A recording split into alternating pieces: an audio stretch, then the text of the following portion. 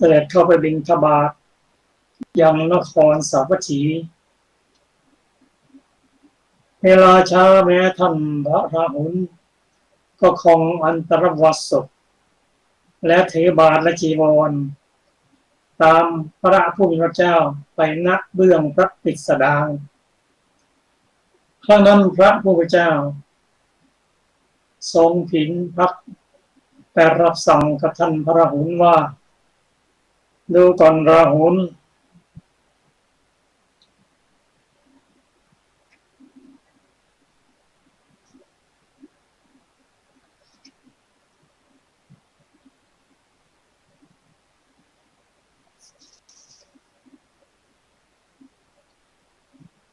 กลับออกไป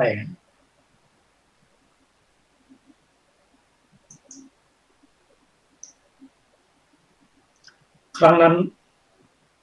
พระผู้เป็นเจ้า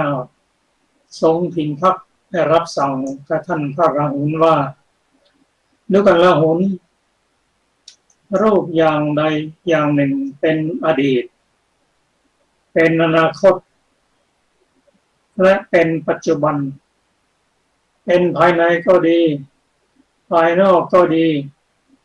หยาบก็ดีละเอียดก็ดีเร็วก็ดีประณีตก็ดีอยู่ในที่ไกลก็ดีอยู่ในที่ใกล้ก็ดีรูปทั้งปวงนี้เธอเพิ่งเห็นด้วยปัญญาอันชอบตามความเป็นจริงอย่างนี้ว่านั่นไม่ใช่ของเราเราไม่เป็นนั่นไม่ใช่ตัวตนของเราในส่วนนี้อัตถกถากล่าวว่าที่พระพุทธเจ้าทรงถินพระพักตร์ไปรับสั่งกับท่านพระราหุลว่าดูก่อนราหุลรูปอย่างใดอย่างหนึ่งนั้นทั้งนี้พอท่านพระราหุลเสด็จตามหลังพระพุทธเจ้าแล้วก็พิจารณาแต่พระรูปของพระเจ้าว่าช่างสมส่วนสวยงามเอาต่างๆนี้ซึ่งพระพุทธเจ้าเห็นว่าจิตของพระราหุลนั้นออกนอกลู่นอกทางพระองค์จึงได้ตรัสเกี่ยวกับรูปในส่วนนี้เราจะอ่านอัตถกถาให้อีกครั้งหนึ่ง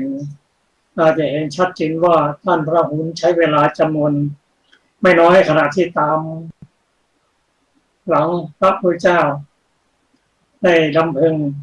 ถึงพระพุทธเจ้าถึงพระรูปของพระเจ้าและกับพระรูปของพระองค์ที่นี่มาถึงส่วนหนึ่งที่ว่ารูปอย่างใดอย่างหนึ่งที่เป็นอดีตเป็นอนาคตเป็นปัจจุบันเป็นภายในก็ดีภายนอกก็ดีหยาบก็ดีละเอียดก็ดีเร็วก็ดีประณีตก็ดีอยู่ในที่ไกลหรือที่ใกล้ก็ดีอันนี้เป็นกองรูปในทำนองเดียวกันก็มีกองเวทนากองสัญญากองขันธ์และกองวิญญาณคำว่ากองนี้คำว่ากายเป็นหมวดเป็นหมู่คำว่ากองนี่ก็เป็นหมวดเป็นหมู่มีอยู่11ส่วนด้วยกันรูปอย่างใดอย่างหนึ่งคำว่ารูปนี้อย่างใดอย่างหนึ่งที่เป็นอดีตอันนี้เราคิดว่าจะเป็นอดีตตอนในอดีตชาติรูปที่เป็นในอดีตที่ผ่านมาหรือเรามาดูรูปถ่ายของเราเมื่อ12 ปีนะรูปที่เป็นอดีตเป็นปัจจุบันเป็นอนาคตเป็นภายในก็ดีภายนอกก็ดีภายในนี้ก็กล่าวไว้ได้หลายในเช่นตัวเรากับบุคคลภายนอกกายเป็นภายในภายนอกแต่กายเป็นภายในในร่างกายก็มีหยาบก็ดีรูปหยาบ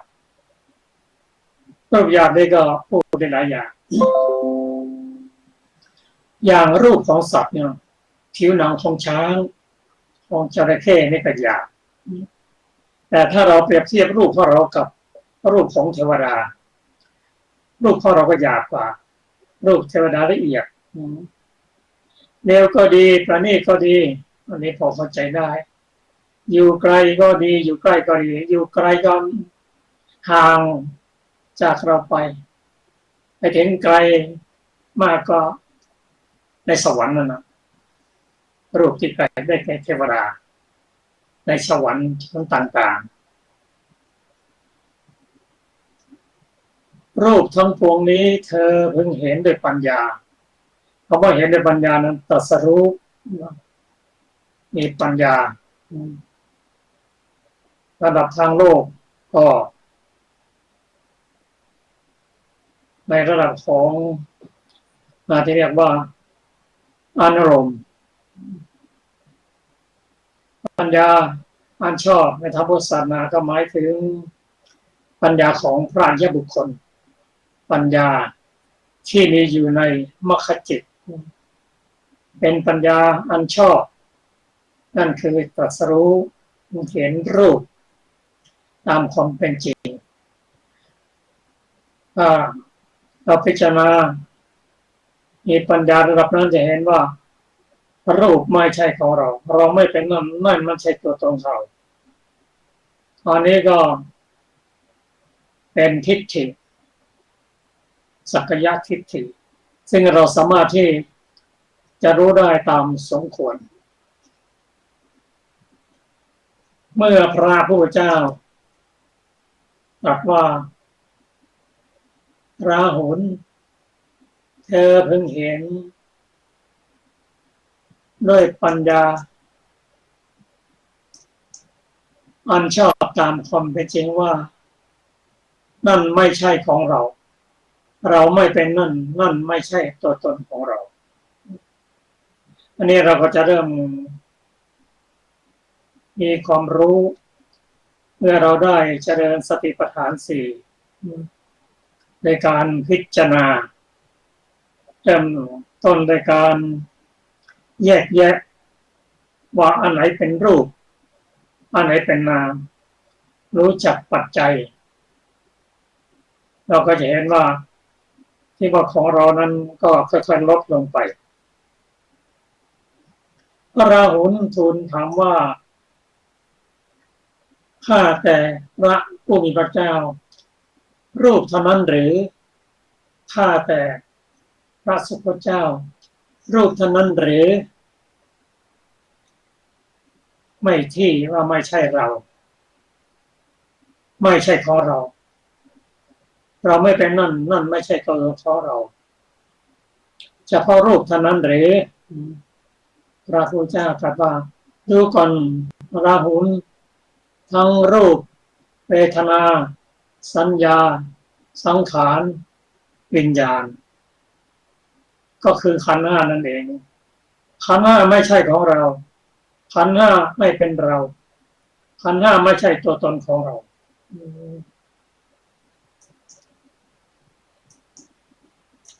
ครั้งนั้นท่านพระราหุลคิดว่าวันนี้ใครหนออันพระผู้มีพระเจ้าทรงโอวาทด้วยโอวาทในที่เฉพาะพระพักตร์แล้วจักเข้าบ้านเพื่อบิณฑบาตเล่านี่ก็หมายถึงท่านพระราหุลท่านรำพึงว่าใครหนอก็คือท่านนั่นแหละที่พระพุทธเจ้าทรงโอวาทด้วยโอวาทที่เฉพาะพระพักตร์แล้วจักเข้าบ้านเพื่อบิณฑบาตดังนี้เล่าดังนี้แล้วหลังจากที่นั้นแล้วท่านก็นั่งคูบัลลังก์ตั้งกายตรงหมายถึงท่านพระราหุลดำรงสติไว้เฉพาะหน้าณโคนไม้แห่งหนึ่งคำว่าเฉพาะหน้านั้นไม่ใช่เฉพาะที่หน้าอย่างเดียวเฉพาะหน้าในปัจจุบันเฉพาะหน้าดำรงสติในปัจจุบัน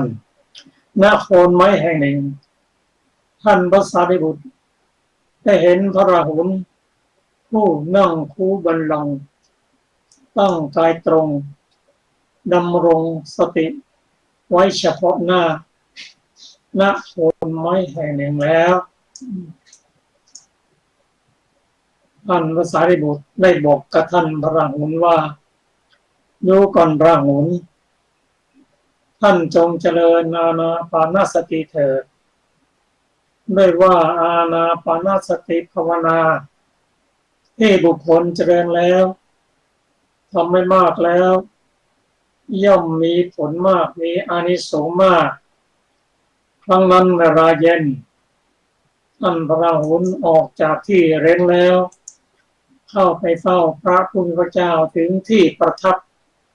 ถวายบังคมพระผู้มีพระภาคเจ้าแล้วนั่งณที่ควรส่วนข้างหนึ่งและได้ทูลพระผู้มีพระภาคเจ้าว่าข้าแต่พระองค์ผู้เจริญอานาปานสติอันบุคคลเจริญแล้วอย่างไรทำให้มากแล้วอย่างไรจึงจะมีผลมากมีอานิสงส์มากท่านผู้ฟังที่เคารพพระองค์ไม่ตรัสกับพระราหุลว่ารูปเวทนาสัญญาสังขารและวิญญาณนั้นไม่ใช่ของเราเราไม่เป็นนั่นนั่นไม่ใช่เป็นตัวตนของเราอันนี้เป็นกายคตาสติหรือกายานุปัสสนาสติปัฏฐานเมื่อท่านได้นั่งที่โคนน้อยเพื่อพิจารณาอย่างนั้นท่านพระสารีบุตรเห็นก็ได้บอกว่าราหุลท่านจงเจริญอานาปานสติเถิดอานาปานสติก็เป็นการพิจารณากายเพราะว่ากายานุปัสสนาสติปัฏฐานนั้นมี14บทพระเริ่มตั้งแต่การพิจารณาลมหายใจเรียกว่าอานาปานการพิจารณาลมหายใจการพิจารณาอิริยาบถทั้ง4การพิจารณาสัมปชัญญะพิจารณากายด้วยความเป็นปฏิกูลและความเป็นธาตุมี5อย่างแล้วถ้าพิจารณาศพตั้งแต่ตายวันแรกจนถึงนำไปชัปนกิจเป็นผุยผงมี9เรียกว่าป่าช้า9รวมกับ5เป็น14ก็การเจริญกายานุปัสสนาสติปัฏฐานก็มี14แต่อย่างไรก็ตามอานาปานสติที่ท่านพระสารีบุตรได้บอกกับท่านพระราหุลว่าอานาปานสติภาวนาคือทำให้ดีขึ้นทำให้เจริญขึ้นทำให้มากมีผลมากมีอานิสงส์มากตรงนี้ในทางพุทธศาสนาเห็นว่าอานาปานสตินั้นเป็นกรรมฐานของเอกบุรุษเพราะสามารถที่จะเจริญติดต่อกันไปคือด้านสมถะและต่อด้วยวิปัสสนาสามารถที่จะบรรลุธรรมตั้งแต่พระโสดาบันจนถึงพระอรหันต์ในการพิจารณาลมหายใจเพราะฉะนั้นเราจะเห็นว่าการพิจารณาลมหายใจนั้นประชาชนนิยมกันมากเพราะอะไรนอกจากที่อานิสงส์มากดังที่กล่าวไว้แล้วนั้น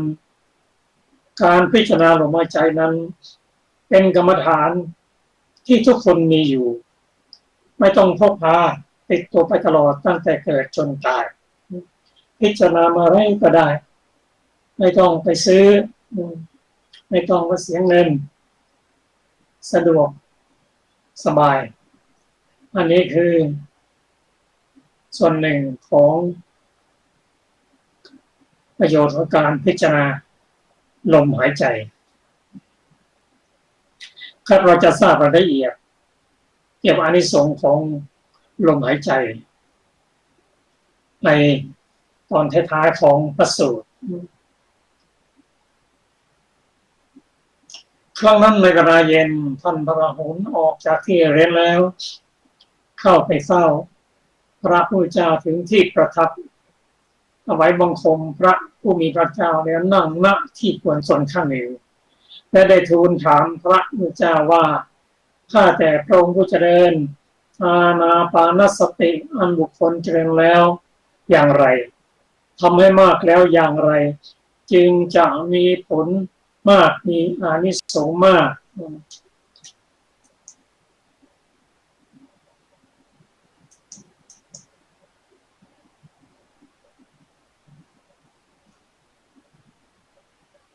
ซึ่งเรื่องนี้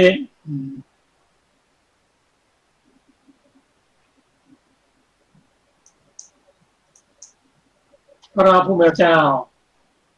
ไม่ได้ตรัสตอบทันทีตรงนี้เพราะอะไรเพราะพระองค์ได้แสดงเกี่ยวกับการพิจารณารูปส่วนการพิจารณาลมหายใจนั้นพระองค์จะแสดงทีหลังองค์ทรงแสดงธาตุห้าเสียก่อนแล้วจึงตามในการพิจารณาลมหายใจพระองค์ตรัสว่าดูก่อนราหุลรูปอย่างใดอย่างหนึ่งที่เป็นภายในอาศัยตนเป็นของหยาบมีลักษณะแข็งแข็งอันกรรมและกิเลสเข้าไปยึดมั่นคือ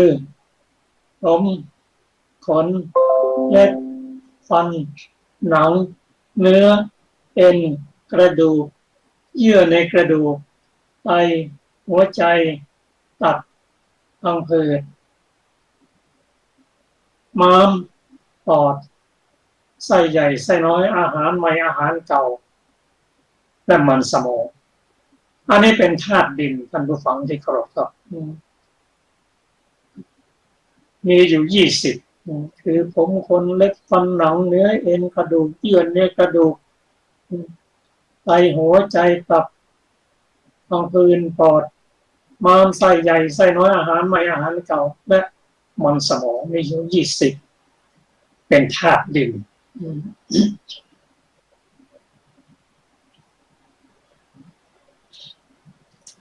แต่เราเข้าไปยึดไว้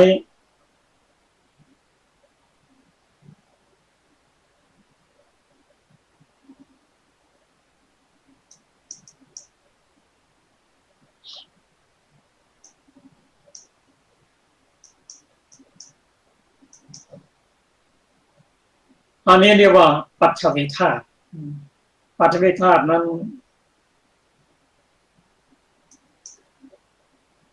อันกรรมก็ดีไปยึดมันเอาไว้ปัทวีนั้นมีทั้งภายนอกมีทั้งภายในหรือมีทั้งภายในมีทั้งภายนอกลักษณะของปัจวิธาตุนั่นก็แข็งแข็งหยาบแข็งแข็งตั้งอยู่ได้เป็นกิจรับไปเป็นผลมีธาตุน้ำธาตุไฟธาตุลมเป็นเหตุใกล้พระองค์ตรัสว่าเธอพึงเห็นด้วยปัญญาอันชอบตามความเป็นจริงว่านั่นไม่ใช่ของเราเราไม่เป็นนั่นไม่ใช่ตัวตนของเราอันนี้ก็ผู้ปฏิบัติธรรม คงจะเห็นได้ชัดเจนขึ้นว่ามันไม่ใช่ของเรายกตัวอย่างธาตุดินอันแรกที่ตรัสไปก็คือผมนะผมนั้นเป็นธาตุดินทำไมเรียกว่าธาตุดินเพราะเราสัมผัสได้จะอ่อน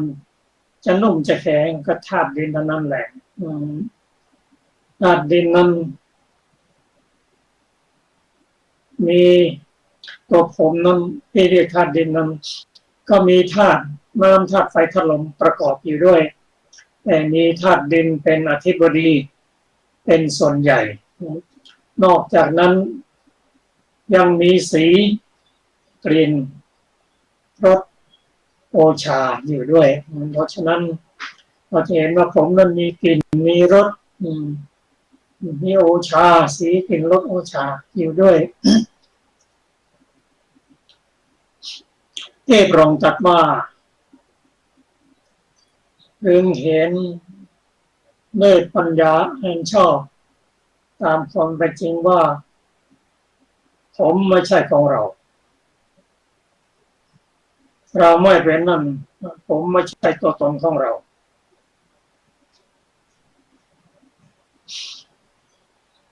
ที่ว่าไม่ใช่ของเรานั้น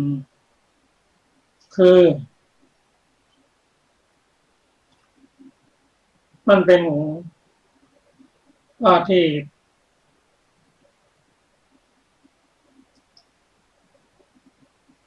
ประกอบด้วย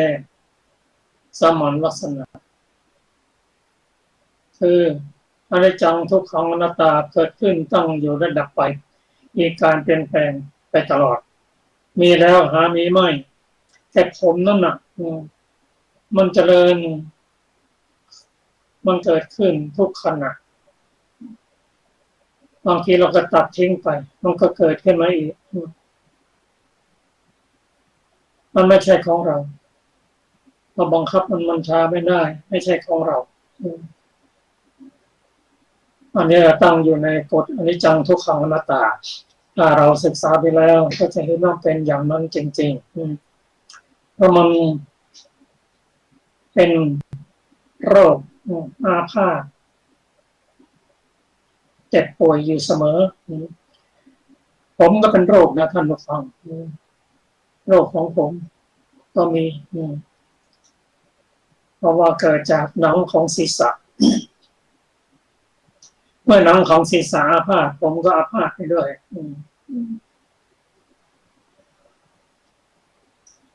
องค์ตรัสว่า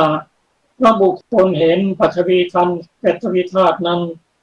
ด้วยปัญญามันชอบตามความเป็นจริงอย่างนี้แล้วย่อมจะเบื่อหน่าย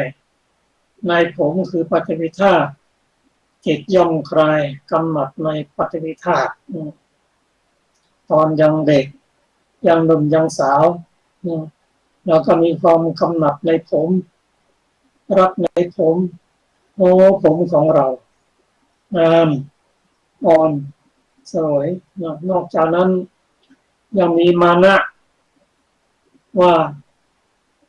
ผมของเรางามกว่าคนอื่นสวยกว่าคนอื่นนุ่มกว่าคนอื่นหรือ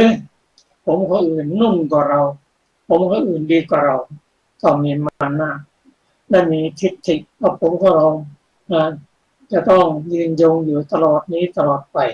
อย่างนี้เป็นต้นคือถ้ามีผมได้พิจารณาแล้วก็ประกอบด้วยโลภะอยากจะได้ผมงามมานะกับเปรียบเทียบทิฏฐิก็เห็นว่ายั่งยืนอย่างนี้เป็นต้นแต่ความจริงผมนั้นมีการแปรเปลี่ยนเป็นธรรมดาเราจะชอบเราจะกำหนัดในขณะที่กำลังเจริญผมกำลังเจริญอยู่ในวัยหนุ่มวัยสาวพอผมแปรเปลี่ยนไปเกิดผมเป็นสีดอกเราสีขาวหรืองอกร่วงหล่นไปหายไปการแปรเปลี่ยนของธาตุดินคือผมนี้จะทำให้เราเกิดความทุกข์อกทุกข์ใจ ว่าผมของเราทำไมเป็นอย่างนี้ผมของอื่นยังดีทำไมดีกว่าเราก็คิดไปแล้วตอนหลังๆก็ผมหลุดไปก็เริ่มจะเบื่อหน่ายในผมแล้วปล่อยมันเถอะรูปธรรมนามธรรมก็เป็นอย่างนั้นแหละเริ่มจะเห็นทำขึ้นมาเมื่อผมแปรเปลี่ยนไปทุกทุกมากเท่าไหร่ผมมันก็เป็นอย่างนั้นแหละแต่บังคับมันช้าไม่ได้เมื่อเป็นอย่างนั้นจิตก็ย่อมคลายกำหนัดในผมเริ่มเบื่อหน่ายในผมเมื่อเบื่อหน่ายเห็นธรรมในขั้นตอนความทุกข์ก็ลดลงแต่ก็ไม่เบื่อหน่ายจริงเพราะไม่ได้เบื่อหน่ายด้วยปัญญาในมรรคก็ยังเบื่ออยากอย่างนั้นอันนี้อย่างไรก็ตามที่พระองค์ตรัสว่าธาตุดินคือผมนั้นไม่ใช่ของเราเราไม่เป็นนั่นไม่ใช่ตัวตนของเราก็จะเบื่อหน่ายในธาตุดินจิตย่อมคลายในปฐวีธาตุก็ปฐวีธาตุนั้นธาตุดินนั้นในร่างกายของเรามีอยู่20ดังที่เรียนให้ทราบข้าพระองค์แสดงปฐวีธาตุแล้วพระองค์ก็ตรัสถึงอาโปธาตุคือธาตุน้ำจะขอให้ครับ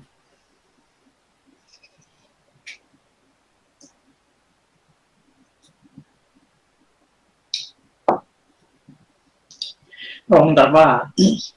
ดูก่อนราหุลก็อาโปธาตุเป็นไฉนอาโปธาตุคือธาตุน้ำอาโปธาตุเป็นภายในก็มีเป็นภายนอกก็มีก็อาโปธาตุที่เป็นในภายในเป็นไฉนสิ่งที่เป็นในภายในอาศัยตนเป็นอาโปที่อาโปนั้นมีลักษณะเอิบอาบพันกรรมและกิเลสเข้าไปยึดคือน้ำดีน้ำเสลดน้ำหนองน้ำเลือดเหงื่อมันข้นน้ำตา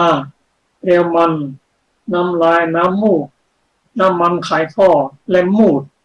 คือปัสสาวะอาโปธาตุหรือธาตุน้ำนั้นมีอยู่12ซึ่งเราไปยึดมั่นถือมั่นด้วยทิฏฐิว่านั่นของเราธาตุน้ำของเรา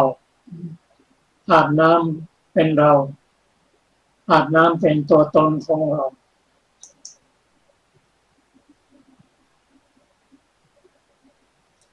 อันนี้เป็น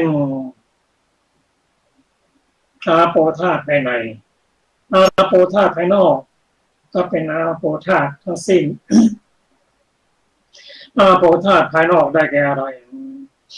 ได้แก่น้ำในแม่น้ำน้ำในทะเลน้ำในมหาสมุทรก็เป็นอาโปธาตุทั้งสิ้น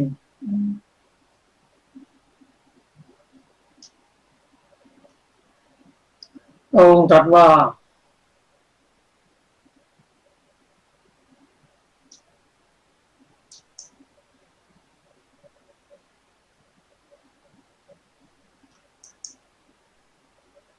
เธอพึงเห็นด้วยปัญญาอันชอบตามความเป็นจริงว่านั่นไม่ใช่ของเราเราไม่เป็นนั่นไม่ใช่ตัวตนของเราเพราะธาตุอาโปธาตุนี้ก็มีการแปรเปลี่ยนเสมอไปอาโปธาตุนั้นคือธาตุน้ำคำว่าธาตุน้ำนั้นก็คือมีธาตุน้ำเป็นใหญ่เป็นหลักเป็นอธิบดีและมีธาตุดินธาตุไฟธาตุลมอยู่ธาตุทั้งสี่นี้ไม่สามารถที่จะแยกออกจากกันได้ว่าส่วนไหนจะเป็นใหญ่เท่านั้นเอง อย่างธาตุน้ำมันก็อาโปจะเป็นใหญ่กว่าธาตุดินธาตุลมธาตุไฟแต่อย่างไรก็ตามถ้าถ้าเธอเพิ่งเห็นด้วยปัญญาอันชอบตามความเป็นจริงมันคือปัญญาในระดับของมรรคจิตเป็นจะเห็นว่านั่นไม่ใช่ของเราเราไม่เป็นนั่นไม่ใช่ตัวตนของเราบังคับบัญชาไม่ได้แม้แต่อาโปธาตุในภายนอกที่ยิ่งใหญ่น้ำก็ท่วมเกิดสึนามิทุกสิ่งทุกอย่างมันน้ำแห้งฝนแรงนั่นเป็นภายนอกยังเปลี่ยนแปลงขนาดนี้เราจะบังคับบัญชาไม่ได้แม้แต่อาโปธาตุในร่างกายของเรานี่ไม่มากแต่เราก็ไม่สามารถที่จะป้องกันไม่ให้อาพาธได้เราจะเห็นว่าแต่ละอาโปคือธาตุน้ำในร่างกายมันแปรไปเป็นโรคเคยมีแล้วหามีไม่อย่างนี้เป็นต้นมีหมดโรคของเลือดเราก็ทราบกันเลือดน้อย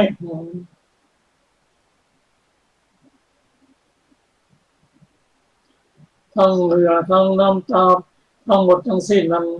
แปรไปเปลี่ยนไปหมดบังคับบัญชาไม่ได้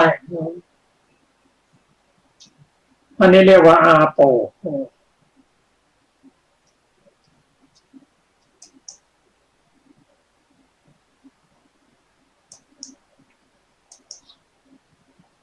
เมื่อเห็นอาโปมีการแปรไปเปลี่ยนไปอาพาธเจ็บไข้ได้ป่วย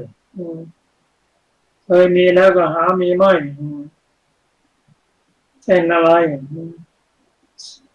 เช่นเลือดเคยมีมากก็เสียเลือดไปเลือดก็น้อยลงเจ็บไข้ได้ป่วยด้วยอาโปธาตุอย่างนั้นโดยเฉพาะเมื่อวัยกลางคนผ่านไปอาโปธาตุก็เริ่มวิปริตไปเกิดการเจ็บไข้ได้ป่วยจนเบื่อในอาโปธาตุเมื่อเบื่อนายก็คลายกำหนัดในอาโปธาตุพระพุทธเจ้าได้ตรัสว่าดูก่อนราหุลก็เตโชธาตุเป็นไฉนพระองค์ได้แสดงถึงเตโชธาตุคือธาตุไฟเตโชธาตุเป็นภายในก็มีเป็นภายนอกก็มีก็เตโชธาตุที่เป็นภายในเป็นไฉนสิ่งใดที่เป็นภายในอาศัยตนเป็นเตโชก็มีลักษณะร้อนอันกรรมทั้งร้อนทั้งเย็นแหละเป็นอาโปเป็นเตโชเท่านั้นอันกรรมและกิเลสเข้าไปยึดมั่นว่าเตโชชาติของเราเตโชชาติเป็นเราเตโชชาติเป็นตัวตนของเราเขามีลักษณะร้อนคือไฟที่ยังกายให้อบอุ่นร่างกายของเราที่อบอุ่นนั้นก็มีธาตุไฟอยู่มีเตโชอยู่แล้วก็ธาตุไฟนั่นแหละทำให้ร่างกายทรุดโทรมเราจะเห็นได้ชัดธาตุไฟคือความร้อนทำให้ร่างกายทรุดโทรมได้บุคคลที่ถูกแดดบ่อยๆแดดมันร้อนนั่นผิวร่างกายจะทรุดโทรมไม่เกรียมเป็นต้นมีไฟที่ทำให้ร่างกายทรุดโทรมไฟที่ยังกายให้กระวนกระวายได้แก่ความร้อนที่เจ็บไข้ได้ป่วยและไฟที่เผาอาหารเผาผลาญอาหารที่กิน เขาเรียกว่าอาหารถูกย่อยด้วยธาตุไฟบางทีเขาพูดกันว่ายังหนุ่มยังแน่นธาตุไฟยังดีจะกินอะไรก็ไม่สามารถจะย่อยได้คนอายุสูงแล้วธาตุไฟกันลดลงการเผาผลาญอาหารก็ไม่เต็มที่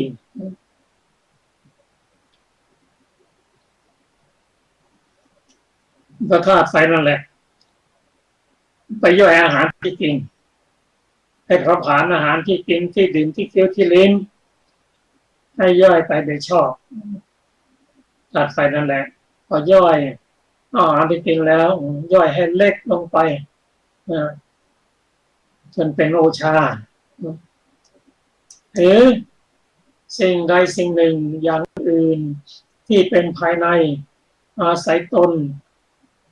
เป็นเตโชที่มีลักษณะร้อนลักษณะเย็นก็ตามร้อนเย็นนั้นเป็นเตโชอันกรรมและกิเลสเข้าไปยึดมั่นนี้เราเรียกว่า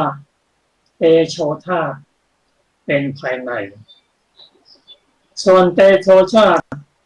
ที่เป็นภายนอกก็มีย่อมแปรเปรเป็นใบเช่นไฟป่าก็ดีภูเขาไฟระเบิดก็ดีไฟที่เผาผลาญต่างๆนั่นก็เป็นเตโชในภายนอกทั้งสิ้นถ้าพิจารณาด้วยปัญญาอันชอบคือตรัสรู้ก็จะเห็นตามความเป็นจริงว่าเตโชนั่นไม่ใช่ของเรา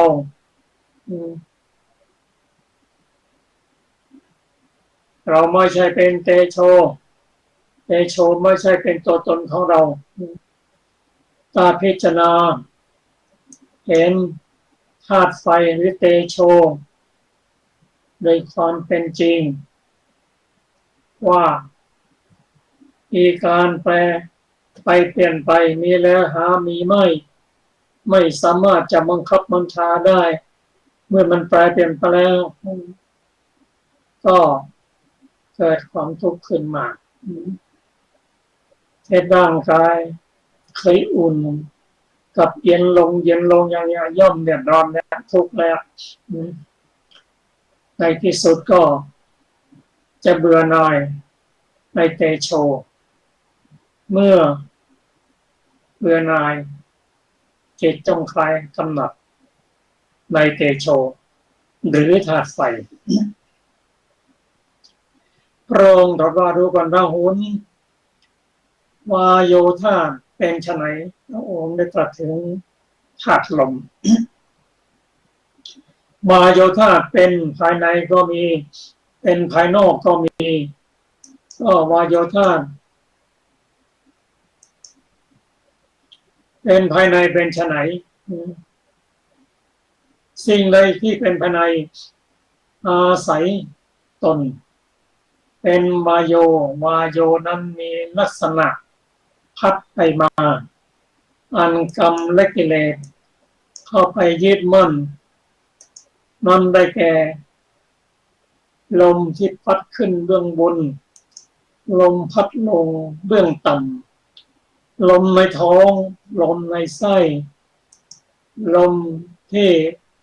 เล่นไปตามอวัยวะน้อยใหญ่และลมหายใจอันนี้เป็นธาตุลมภายในหรือสิ่งใดสิ่งหนึ่งที่เป็นภายในอาศัยตนเป็นวาโยพัดไปมาอันกรรมและกิเลสเข้าไปยึดมั่นนี้เราเรียกว่าวาโยธาเป็นภายในวาโยธาเป็นภายในนั้นมีอยู่6เตโชมี4ปฐวี20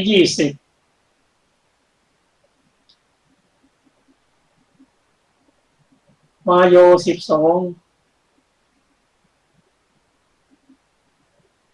เตโช4วาโย6ทั้งหมดก็มีอยู่32ด้วยกันจะน้อมนำมาพิจารณาได้ เ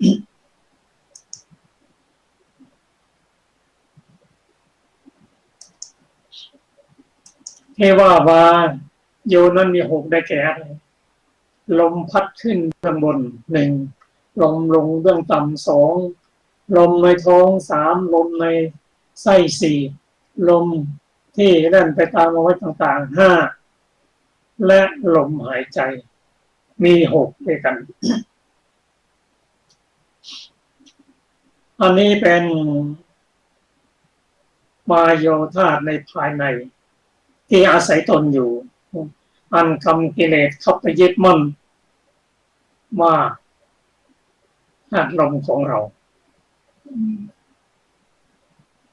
ลมหายใจของผมมันหายใจไม่ค่อยสะดวกมันเป็นหวัดเรายึดมันมาเราวายโยธามีทั้งภายในมีทั้งภายนอกวายโยธาภายนอกยิ่งใหญ่ยังบังคับบัญชาไม่ได้อะไรเช่นลมพายุลมต่างๆที่พัดพาบ้านเมืองให้ทำลายไปลมภายนอกยิ่งใหญ่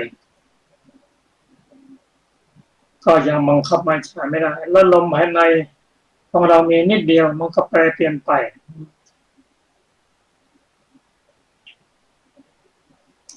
พระองค์ตรัสว่าวาโยธานั้นเธอพึงพิจารณาด้วยปัญญาอันชอบตามความเป็นจริงว่าธาตุลมมันไม่ใช่ของเราไม่ได้เป็นธาตุลมก็ไม่ใช่เป็นตัวตนของเราดังนี้พระบุคคลเห็นวาโยธานั้นด้วยปัญญาอันชอบเป็นจริงอย่างนี้แล้วย่อมเบื่อหน่าย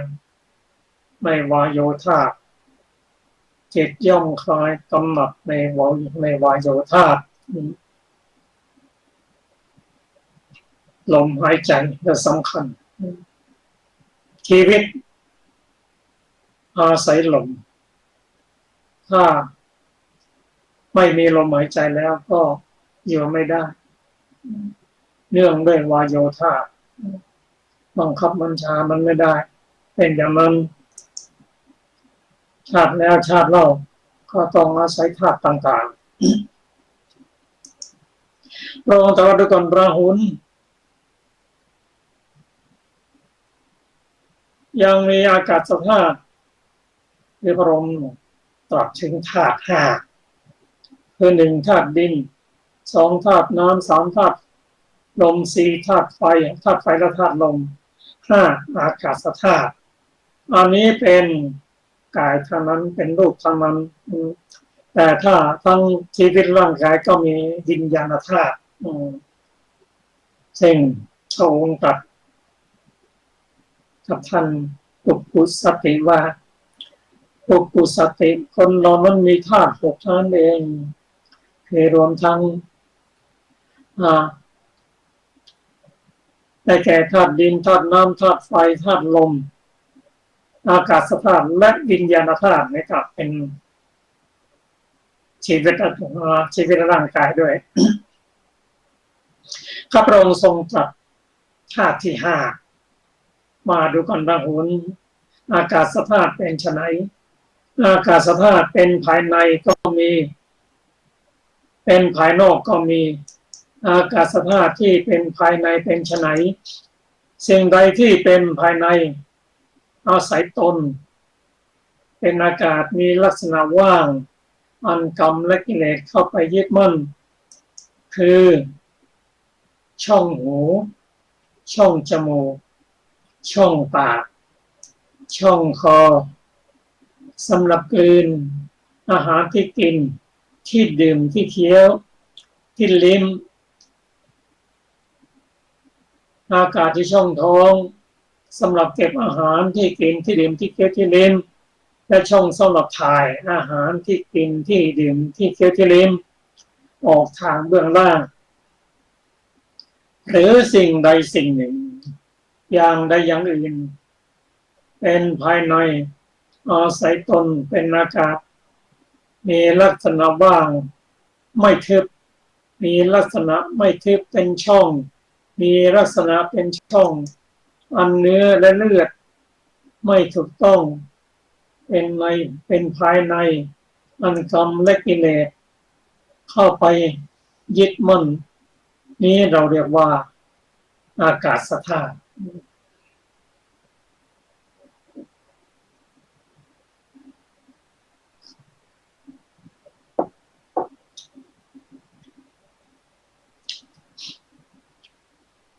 พระองค์ตรัสว่าเธอพึงเห็นด้วยปัญญาอันชอบ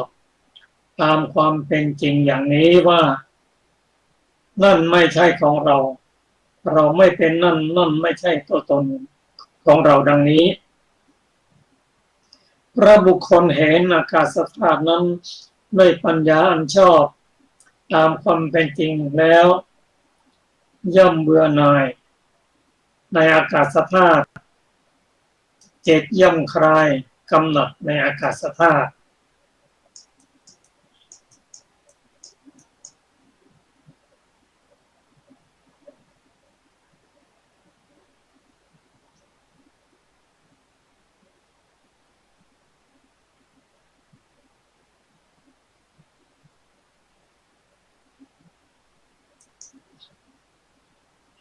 ภาวนา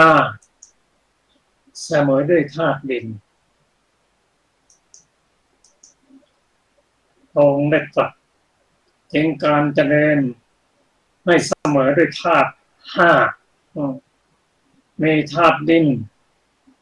ธาตุน้ำธาตุไฟธาตุลมและอากาศธาตุพิจารณาตนให้เสมอเหมือนกับธาตุทั้งห้าก็ขอเรียนเชิญท่านได้รับฟังถ้าท่านฟังที่เคารพครับรายการทานธรรมทางสงบก็มาถึงด้วยเวลาก็เราจะศึกษากันต่อในวันพฤหัสหน้าด้วยการพิจารณาตนให้เสมอกับธาตุดินอย่างไร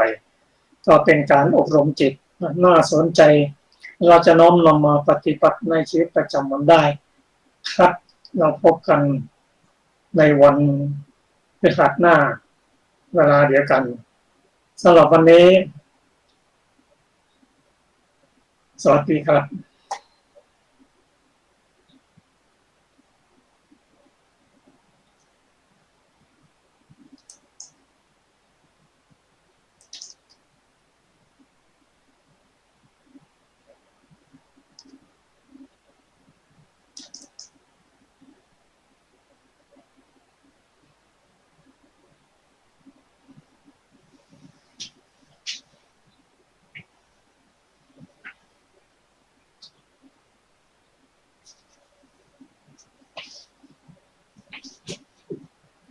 ได้ได้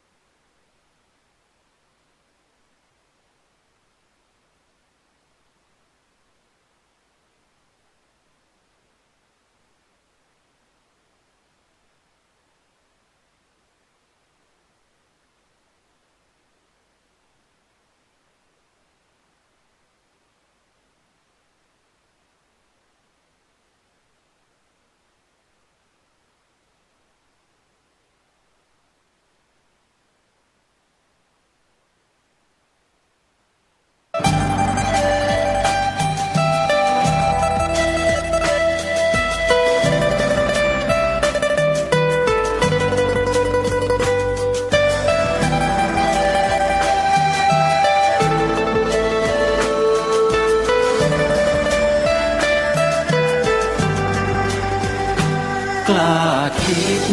ก็ต้องกล้าทำอย่ากลัวถ้าทำความดีเร่งศึกษาปัญหาให้ทันท่วงทีเมืองไทยจะพัฒนากว่านี้รายการดี